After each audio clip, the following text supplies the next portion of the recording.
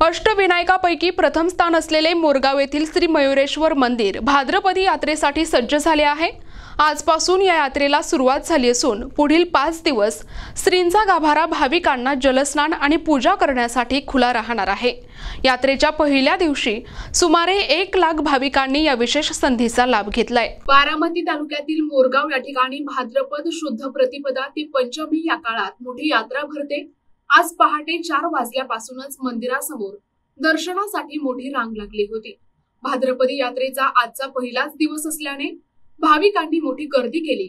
गणपती बाप्पा मोरया, मंगलमूर्ती मोरया या जयघोषात परिसर दुमदुमून राज्यभरातून आलेल्या भाविकांना मुख्य गाभाऱ्यात जाऊन जलस्नान करण्याची संधी मिळाली। पुढील 3 दिवस हाच क्रम सुरू राहणार आहे। या संपूर्ण यात्रेची चिंचवड देवस्थान ट्रस्ट, मोरगाव ग्रामस्थ आणि ग्रामपंचायत यांच्या वतीने चोख व्यवस्था करण्यात आली आहे। प्रतिनिधी मनोहर तावरे, NTV न्यूज मराठी, बारामती, पुणे।